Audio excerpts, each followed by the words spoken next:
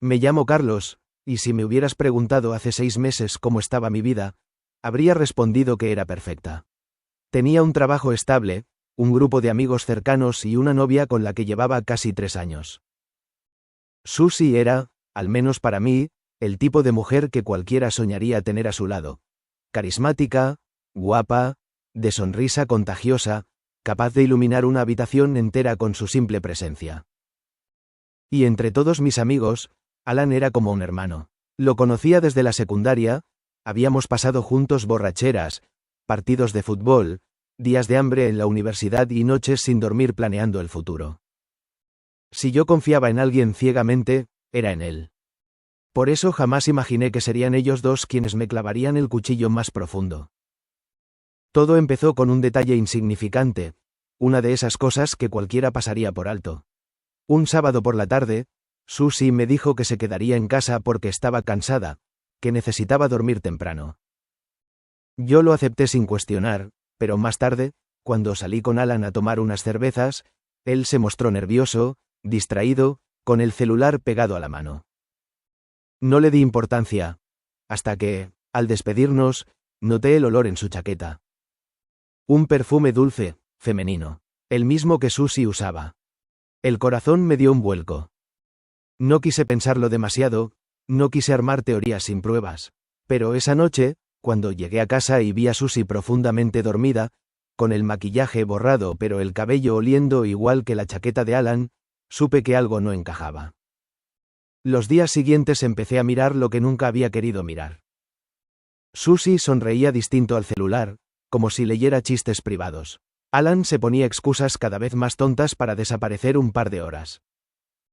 Yo fingía no notar nada, pero dentro de mí una voz gritaba: «Te están viendo la cara, Carlos».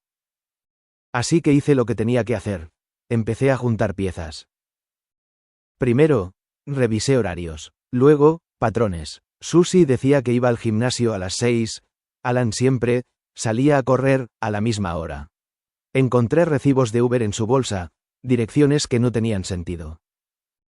Un día incluso la vi salir con ropa deportiva y regresar con el cabello despeinado como si hubiera corrido un maratón, pero sin una sola gota de sudor. La prueba final llegó un jueves. Dije que trabajaría hasta tarde, pero en realidad apagué el coche a una cuadra de la casa de Alan. Esperé 2 horas en la oscuridad hasta que vi a Susie entrar. No llevaba ropa deportiva ni mochila. Llevaba ese vestido rojo que solía ponerse para mí en las primeras citas. Y entonces la vi reír, abrazarlo, besarlo. No un beso rápido, un beso que me rompió el alma. No recuerdo cómo llegué a casa. Solo sé que conduje sin pensar, con las manos temblando y el corazón destrozado. Esa noche no dormí, ni la siguiente. Ni la siguiente. El dolor fue reemplazado por algo peor. Una calma extraña, venenosa, que me susurraba al oído. No los confronté. No grité. No lloré frente a nadie. Solo decidí algo. Si me iban a traicionar, lo pagarían caro. Empecé a planear, como quien prepara un tablero de ajedrez. Porque si Alan y Susie pensaban que se saldrían con la suya, no conocían al verdadero Carlos. Dicen que el silencio es el peor castigo, y yo aprendí a usarlo como un arma. Después de descubrir a Susie y Alan juntos, lo más lógico hubiera sido gritarles en la cara, romperles todo, o desaparecer para siempre. Pero no, eso era lo que esperaban. Lo que los habría liberado de la culpa. Yo no iba a darles ese placer. Así que seguí con mi vida como si nada. Desayunaba con Susie, le mandaba mensajes cariñosos, la abrazaba por las noches. Con Alan, seguía las bromas de siempre, las salidas de fútbol, las cervezas de viernes.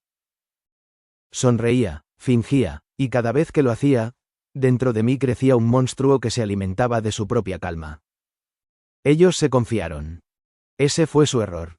Comencé a mover piezas sin que se dieran cuenta. Primero, ganarme su confianza aún más. A Susie le regalé flores un lunes cualquiera, solo para verla confundida. Me besó con esa sonrisa culpable que delataba más de lo que ocultaba. A Alan lo invité a una carne asada en mi casa, donde bebió, rió, y hasta me puso una mano en el hombro diciendo: «Hermano, sabes que siempre puedes confiar en mí». Tragué la rabia como veneno, sonreí y le serví más cerveza. Mientras ellos jugaban con fuego, yo construía un incendio. Guardaba pruebas en silencio. Capturas de mensajes, fotos, recibos de Uber, facturas de hoteles baratos. Lo curioso es que no lo hacía solo para usearlas en su contra, sino porque cada archivo era como un ladrillo en la muralla que estaba construyendo dentro de mí. Y no paré ahí. Empecé a manipular sus horarios. A veces le decía a Susie que trabajaría hasta tarde, cuando en realidad me escondía cerca de la casa de Alan para verlos entrar y salir. Otras veces le pedía a Alan favores a última hora, forzándolo a cancelar planes con Susie. Les plantaba semillas de tensión sin que se dieran cuenta de que yo era el jardinero de su desgracia. Los veía discutir a lo lejos. Los veía pelear por cosas pequeñas. Y yo, desde la sombra, sonreía. Lo mejor fue la fiesta. Un sábado, invité a todos mis amigos comunes, incluyendo a Alan y a Susie. Hice como si fuera una noche cualquiera, cervezas, música y risas. En un momento, fingí salir a comprar hielo y regresé antes de tiempo. Los encontré en la cocina, demasiado cerca, demasiado torpes para ocultar lo obvio. ¿Todo bien?, pregunté, sonriendo con calma.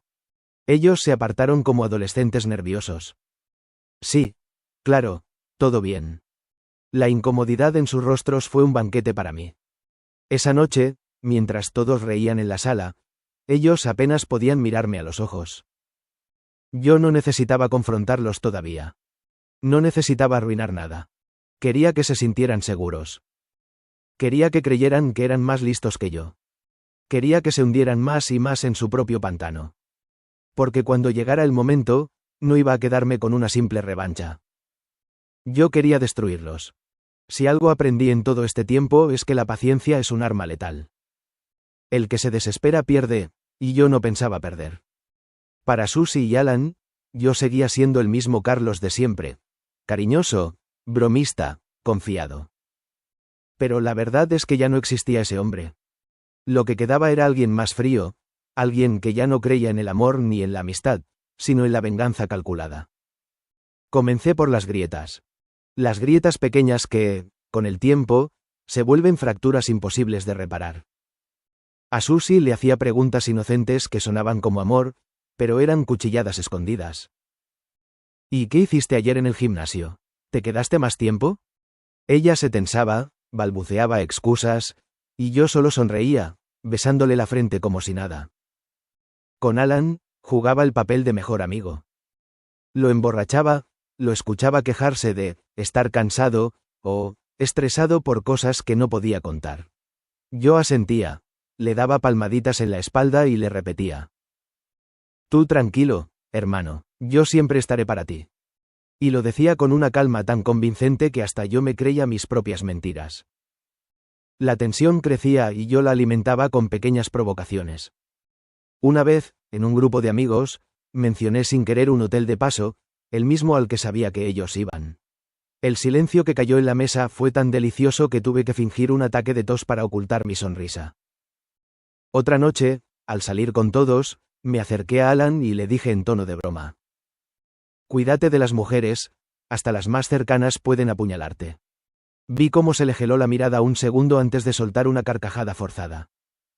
Yo era el veneno en sus venas, gota a gota. Susie empezó a mostrarse nerviosa. Se maquillaba más, se arreglaba con una ansiedad que antes no tenía. Una noche incluso llegó con los ojos hinchados de tanto llorar. Fingí no notar nada, pero en mi mente celebraba. La culpa la estaba devorando. Alan, por su parte, se volvió más irritable. Discutía con ella en secreto, pero yo alcanzaba a ver los gestos, las miradas, los silencios incómodos. Lo mejor fue descubrir que, poco a poco, ya no confiaban tanto el uno en el otro. Les había sembrado suficiente paranoia como para que se cuestionaran incluso en privado. Era perfecto. Dos traidores desconfiando entre sí, mientras yo jugaba a ser el amigo leal y el novio comprensivo. Pero no me conformé con eso. Yo quería que la caída fuera pública. Quería que todo el mundo viera quiénes eran realmente. Así que empecé a planear la escena final. Guardé todas las pruebas en un disco duro. Mensajes, fotos, recibos, hasta grabaciones que conseguí manipulando sus propios descuidos. Susie dejó su celular desbloqueado más de una vez y Alan confiaba tanto en mí que no dudaba en prestarme el suyo. Yo ya tenía todo lo que necesitaba. Solo me faltaba el momento adecuado. El pretexto vino solo, mi cumpleaños. Invité a todos, absolutamente a todos, amigos, compañeros de trabajo, incluso familiares de ambos. Lo hice en un salón que alquilé con anticipación, y lo presenté como una celebración grande, un reencuentro de la vieja generación. Nadie sospechó nada. Susie se vistió con un vestido ajustado, Alan llegó con esa sonrisa de hermano falso. Los abracé, los senté juntos en la mesa principal, les serví copas como si nada. Todo estaba listo. Durante la noche, los observé. Susie me miraba demasiado, como si intentara descifrar si yo sabía algo. Alan reía más de lo normal, como alguien que oculta un nerviosismo profundo. Yo, en cambio, estaba tranquilo, muy tranquilo. Y en el punto exacto, cuando todos ya habían brindado y la música sonaba baja, pedí silencio. Hoy no solo quiero celebrar mi cumpleaños. Hoy quiero brindar por lo más valioso de mi vida, el amor y la amistad. Todos aplaudieron. Susie me sonrió, Alan levantó la copa. Y entonces encendí la pantalla gigante que había mandado colocar en el salón. El silencio fue absoluto. Primero aparecieron fotos, Susie y Alan entrando juntos al mismo hotel en diferentes días. Luego, capturas de chats, mensajes de amor y deseo. Audios en los que Alan le decía lo mucho que la quería, y ella respondía con risas y gemidos. Los invitados no podían creerlo. Las miradas se clavaban en ellos como cuchillos. Susie se quedó helada, Alan intentó decir algo, pero yo lo interrumpí con la calma de un verdugo. Brindemos, porque la traición tiene nombre y rostro, y aquí los tienen. Algunos se levantaron indignados, otros grababan con sus celulares, y la vergüenza los envolvió como un manto de fuego. Yo solo me serví otra copa. Esa fue la antesala. No mi venganza final, no todavía. Eso apenas fue un aperitivo, una probada del infierno que les tenía preparado. Porque Susie y Alan pensaban que esa noche era lo peor que les podía pasar. Pero lo peor, lo verdaderamente épico, aún estaba por llegar. La fiesta fue solo el inicio. La humillación pública los dejó tambaleando, pero yo no me conformaba con que la gente los señalara. No, yo quería que cada día de sus vidas fuera un recuerdo vivo de lo que hicieron. Alan me buscó una semana después. Llegó a mi departamento con los ojos rojos, ojeras profundas y esa sonrisa nerviosa que usaba cuando sabía que lo habían atrapado. Hermano, no es lo que piensas. Lo dejé hablar. Balbuceó excusas, dijo que estaba borracho, que había sido un error, que no significaba nada. Yo solo lo escuchaba, asintiendo como si aún lo considerara mi amigo. Al final, cuando terminó de justificarse, le puse frente a la cara una carpeta llena de contratos, correos y fotos que conseguí de su empresa. Esto sí es lo que pienso, Alan. Y esto es lo que todos van a pensar cuando lo vean. El color se le fue del rostro. Lo había investigado tanto que descubrí los fraudes que cometía en su trabajo, los negocios sucios, las facturas infladas. Le di dos opciones: renunciar antes de que lo despidieran públicamente, o esperar a que yo mandara todo a su jefe. Eligió renunciar. Y así perdió lo único que lo hacía sentir más hombre que yo, su éxito profesional. Con Susie fui aún más meticuloso. Ella intentó hacerse la víctima, llorando frente a mis amigas, diciendo que yo era frío, que la había descuidado. Pero yo ya había sembrado suficientes pruebas para enterrarla. Mostré conversaciones donde hablaba mal de todas ellas, donde se burlaba de quienes la consideraban su amiga. En 2 semanas, Susie pasó de ser la chica querida del grupo a la zorra hipócrita. Nadie la invitaba a nada, nadie la defendía. Y para sellar la herida, le envié un vídeo anónimo a su propia familia, ella y Alan entrando juntos a un motel. Su madre me llamó llorando, pidiéndome perdón por lo que había hecho su hija. Yo solo respondí: no se preocupe, señora, la vergüenza será su castigo. Pero aún faltaba lo mejor. Decidí darles la estocada final juntos, para que entendieran que jamás podrían escapar de mí ni del recuerdo de lo que hicieron.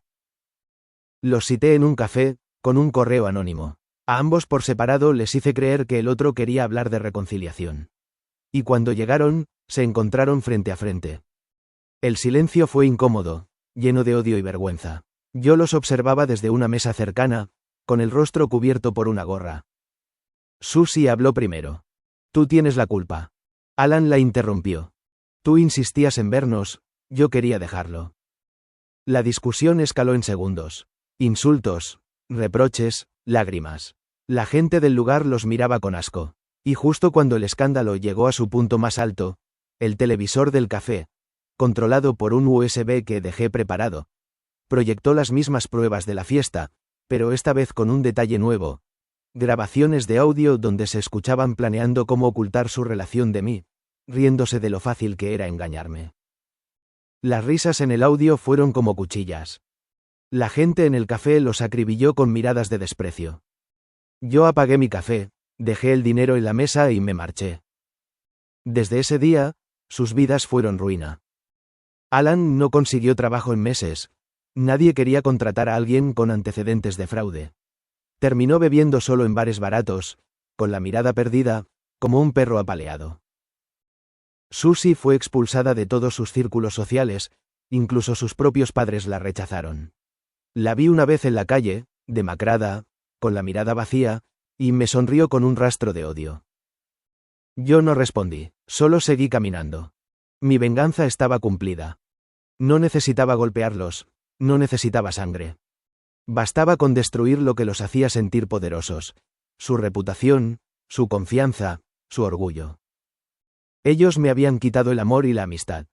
Yo les quité todo lo demás. Y cada noche, cuando cierro los ojos, recuerdo esa primera vez que los vi besarse a escondidas. Ya no me duele. Ahora sonrío. Porque aprendí que el verdadero poder no está en perdonar, sino en hacer que los traidores deseen nunca haber nacido.